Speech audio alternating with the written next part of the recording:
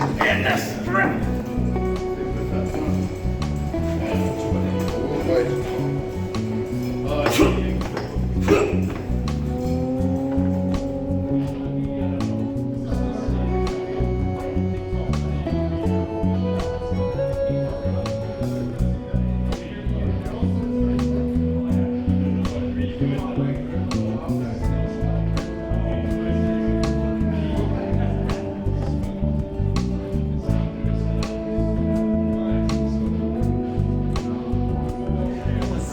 Oh, it is.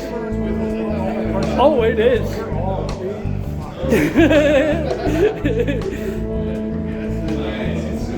know what? All those years of training. So he's already strong. Oh, yeah. What's he learned? A couple of points. We got Linus and Jesse in the back. We got the Vice President, Jamie LeBlanc. Silver medalist, Canadian Nationals in Winnipeg. Fox, I'm not done with you. Picked him up like that. Yes, sir. You hear that, Joe Fox? Over here we got Bernard. We got Bernard Haché, and one of our female pullers.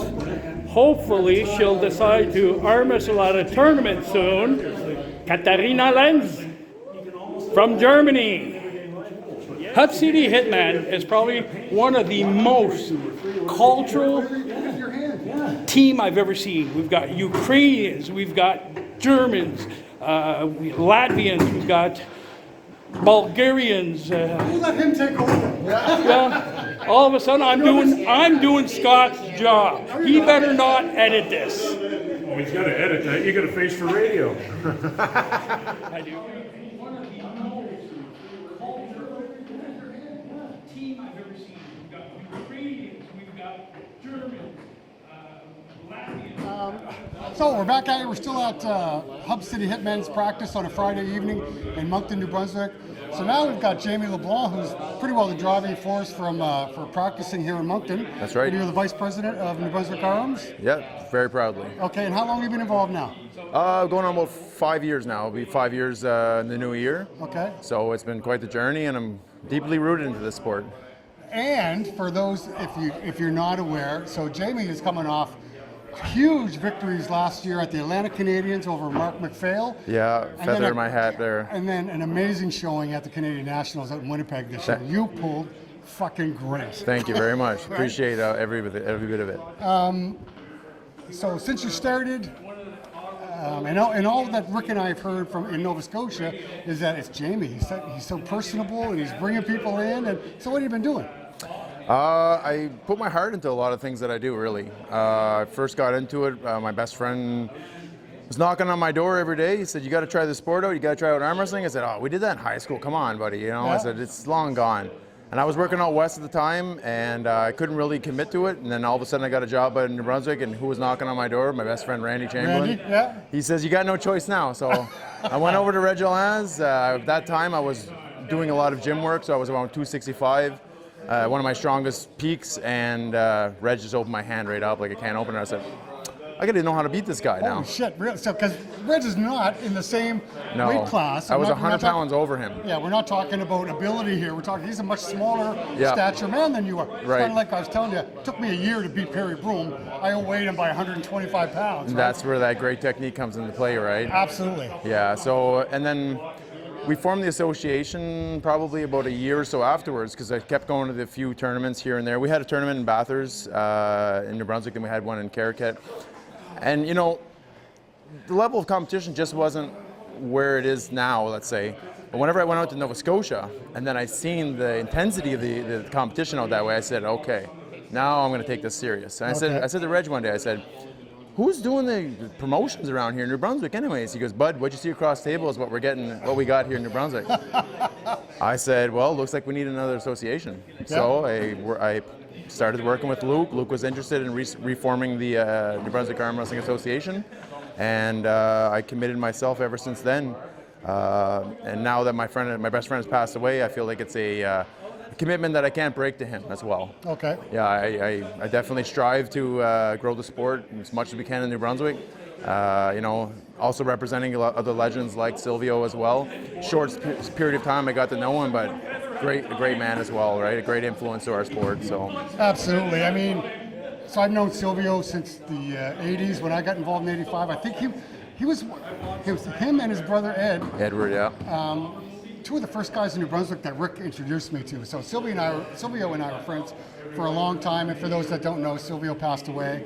And your friend Randy Chamberlain succumbed to cancer. He put up a fierce battle, but Yes. in the end. Yeah, he actually won the battle with cancer. It was the chemo that was too much. Oh shit! Really? Okay. It burnt his lungs, they said. So it's a very unfortunate event here, and it's something we have to just kind of bear with and keep moving on. But like I said, I have his memory strong with me, and I've actually created the Randy Chamberlain Award for the New Brunswick Provincials. Very cool. It's the most dedicated arm wrestler of the year. Yeah. So we keep track of all the arm wrestlers within the province who are putting their bigger efforts, is showing, they want to expand the sport with me and with my team. And last year was Dylan Courier. Nice. Well worthy. Yeah, nice. Very nice. Yeah. So we're into a new year now. So what are your goals for this year? This year here, well, I've taken a bit of a back seat right after the Nationals. I had a super match with Charlie McGagan. Yeah. He got me on the left, and I beat him on the right. And well-deserved on the left, because he's now the Battle of Atlantic champion. Yeah. You know Just what I mean? beat Mark McPhail. Exactly, Yeah. and which is not a small task, right? No, and Charlie looked good. There's been tournaments. I guess it depends on what he's doing, fishing and whatever. Where sometimes he looks dominant, and other times he's there, and Charlie's always Charlie. He's super strong. Yeah. Right, but just not as dominant as other times. He looked awful freaking good last weekend. And it was literally a teeter-totter. It was who got to go. Mark had him, no problem. Yeah. And I say no problem, but Yeah. you know what I mean? Yeah. It's And all then relative. and then all of a sudden, it was just like a teeter-totter. Charlie was able to flip him over, you know what I mean? So those guys there are always two guys that I'll always look up to for sure, you know what I mean? So you're training and planning to go to nationals in 2023? Oh, most definitely. Be almost in my backyard, still in the maritime areas, and I'm definitely looking to bring gold home this year here. And we got a big tournament coming up in Nova Scotia towards the end of November, the Superman tournament. It's always something to look forward to. It's extremely fun. I've always found it extremely interesting, especially where my beginning years, you lose twice and you're like, ah, crap, it's all done. But you Yeah, get five lose times. 5 times. Right? Exactly. And then you end up meeting and matching up with other fellas who are at your, equal, not just strength, but your equal abilities. Yeah. And it keeps going down the brackets, and I've always looked forward to that one there. It stands to be, depending on who shows, it could be an incredible tournament. Yeah, Right? exactly. Just to see matchups that we don't always get to see. It should be fun, but No, it was really fun to see every other year that I've participated in. I think since I've been started, I've participated in 2 of them. And I think the numbers have grown significantly as well. yeah. eh? And then we had those couple of years where we didn't do much of anything because of COVID legislation and whatever the rules were. say that word. Yeah, well, whatever. Look, after restrictions were dropped, and I went to the U.S. to film the Michigan States, Right. and I had a hard time coming back home. Yeah. They gave me a super hard time coming back to my own country. Really, eh? Going into the U.S., I had no issues. Coming back, an issue. But Yeah. Whatever, Yeah. Talk whatever. about that all day. Yeah. it's what it. Hopefully it's whatever in the past, right? But yeah, it definitely COVID has taken a damper on a lot of the arm wrestling community. I'm sure Nova Scotia felt a hit as well. Yep. And New Brunswick, we were on a really good upward stride. When we first started, a lot of people were getting interested. We formed a team, the Hub City Hitmen, the Acadian Peninsula as well. Acadian Arms took off very, very well. Whenever I was working in St. John area, I brought a table. I reached out to people on Facebook and on ArmBet. So now there's a St. John team. Cool. There's a Fredericton team as well.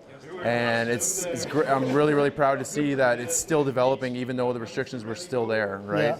And it's encouraging, because definitely had a few veterans, let's say Reg, Edward, and Silvio, but we're starting to see a new wave of pullers come in, and you know what I mean. I'm really inspired to see this here. And the new blood that you guys have coming in are learning their lessons quickly and Yep. very well. Right. Right? So because Rick and I talk about this all the time. Well, who the hell's teaching some of these guys, right? Can't be Luke Faubert.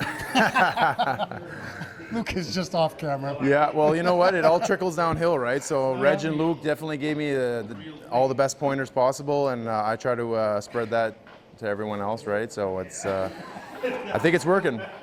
I say I keep lighting a match in the wood piles, right? That's all. Throwing them out there and see if they take off. And I told you before, there's fucking me though. And used to be an MMA fighter. Yes. How long ago was that now? Oh my goodness. 2011. Yeah? 2011. So about 10, 11 years ago? ish. How many fights did you end up having? I had 2. 1-1. First one I was well prepared. I went in the cage. I won my first match. And then my second one, well, actually, excuse me, during my preparation for the first one, I developed Crohn's disease. And I didn't want to admit it to the doctor because I was scared I was going to get my fight canceled. Yeah. Got a little bit stupid, but I wanted to do what I had to do. I understand that, yeah. So, but afterwards I needed to go for emergency scope. They ended up putting me on a 6-week heavy lifting suspension, so I could just do like light chores at work. And I had to take like 8 weeks off of training.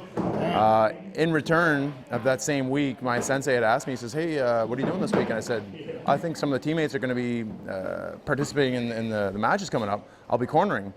He says, well, you want to take a fight on short notice? He says, oh, you'll take the guy. He says, he's a little chubby. He says, it's in heavyweight. And normally I would do light heavy, which was 205. And at that time I was 215. I was pretty lean at the time. So I took the second fight on 5 days notice, just the same. And needless to say, I gassed out pretty hard in the second round. Yeah.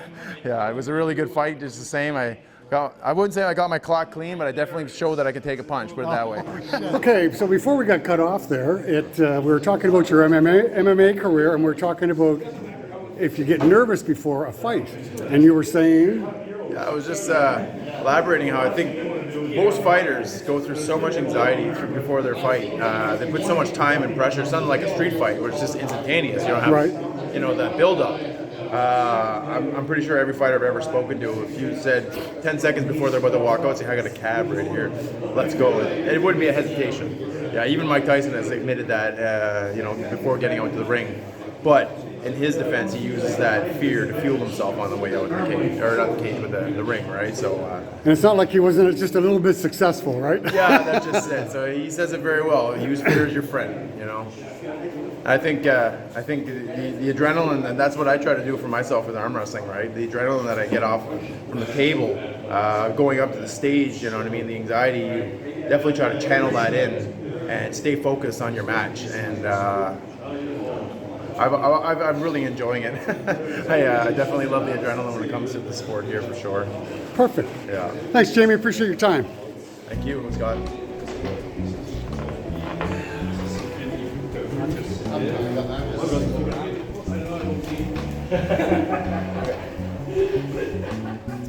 Hey folks, Scott here. Thanks for joining us tonight. Certainly appreciate the support and you tuning in. Last week when we were up at Hub City, had a chat with Luc Faubert, president of New Brunswick Armwrestling, and this week we got to have a chat with Jamie LeBlanc, the vice president of New Brunswick Armwrestling, and really a driving force between the recruitment and the big upswing that's happening in New Brunswick Armwrestling right now. So it was nice to get a chat with them. I'm going to have to go back to Moncton and hang out with the Hub City Hitmen crew once again. Maybe we'll get a couple more people inside and have chats with them. I'd like to have a chat with Régent Alain and also Edward Bork. Sorry for the pronunciation. And there's probably a couple other guys that I'd like to invite in and have little chats with them. But that's all the time we have for tonight. Hopefully you can join us again next week. I will be on the road. I'm heading to Ottawa to cover the Ottawa Open, hosted by Eric Roussin. But we will have another show scheduled for you at 7 o'clock Atlantic time, the same time as right now. So appreciate you tuning in and hope to see you all again real soon. Thanks now. Have a good night.